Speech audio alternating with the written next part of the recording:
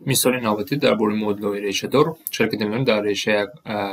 ایفاده مرکب است کвадрати است این نمونه مثال‌ها رو مثل پیشینه چه کار می‌کنیم هر دو طرف کвадратش رو می‌گیریم وقتی که کвадрат می‌گیریم بیاین نگاه کنیم وقتی کвадрат می‌گیریم ریشه‌ها میروند لیکن یک شکل مرکب‌تر وجود می‌یابد برای این کار رو آسان کردن چیکار می‌کنیم نگاه کنید درون ریشه ایفاده به یکدیگر نزدیکند مثال در ریشه یکم 3x کدام minus 2x جمع 15 در دویمش باشه همون چیز لیکن جمع 8 چیکار کرده میتونیم بیاین 3x کвадрат minus 2x جمع 8 رو آگویه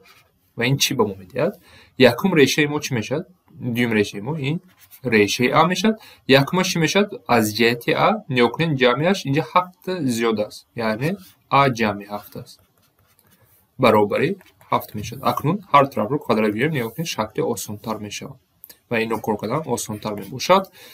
بیاین کвадратش رو بگیریم با چی برابر میشد اول طرف چپ رو این میشد a جمع 7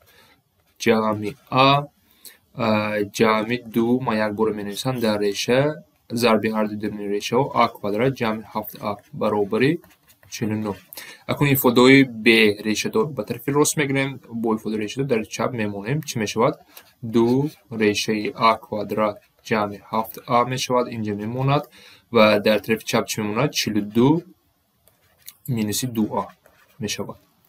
اکنون با یک بار دیگر هر طرف رو کвадратش رو میگیریم وقتی کвадрат رو میگیریم اکنون b ریشه میموند ایفاده ما و او به چی تبدیل مییابد 4 a کвадрат جمع 7a اکنون ریشه اختصار شد در طرف چپ نگاه کنید 42 در کвадрат این عدد کلان است من یک بار کالکولاتور کار کنم چی میشد 1764 بعد ریشه ها را اگر کشاییم میشود 4 160 مینوس 168 a جمع 4a کвадрат طرف چپ را اگر قوس ها را کشاییم چی میشود در طرف چپ 4a کвадрат جمع 28a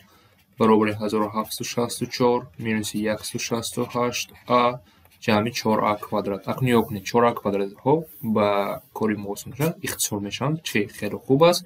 و بعد این چی میشود مدل ساده خطی به وجود میاد و این به چی به تبدیل مییابد 1764 برابری اگر هر دو اینها رو ما جمع کنیم 196 a میشود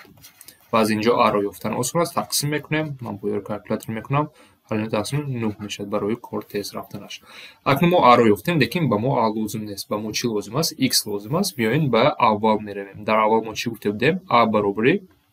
3x کвадрат minus 2x جمع 8 یعنی در اینجا می‌نویسیم 3x کвадрат minus 2x جمع 8 برابر است به 9 و اینجا این مدل رو کار میکنیم چی میشود 3x کвадрат minus 2x minus 1 میشود برابر 0 و اینها رو ما با کدام متد که به ما آسان است همون استفاده بودیم با قوس ها جدا کرده میشد این سوال من این رو خیلی نوشته میتونم 3x جمع 1 و x minus 1 برابر 9 اگر به قوس ها جدا کرده نشد شما میتونید با آسانی فرمولا ها رو استفاده برید و از اینجا معلوم میشود که x برابری minus 1 تقسیم 3 و x برابری 1 و البته که بعدی ما گفتیم وقتی ما ریشه دار کنیم البته در آخر همون وقت تفتیش سنجش گذرانید چون که ما در ریشه ما کвадрат گرفته حسابیم هر طرف رو ریشه های زیادتی به وجود آمدنش ممکن است برای همین من این کارو به شما میمونم شما با آسانی سنجیده میتونید یعنی مینوس 1 جای x مینوس 1 تقسیم 3 رو میمونید میسنجید آیا با 7 برابر میشه یا بعد یک رو میمونید کدامی از اونها هر دوشون درست بودنشون ممکنه یکی از اونها درست میشود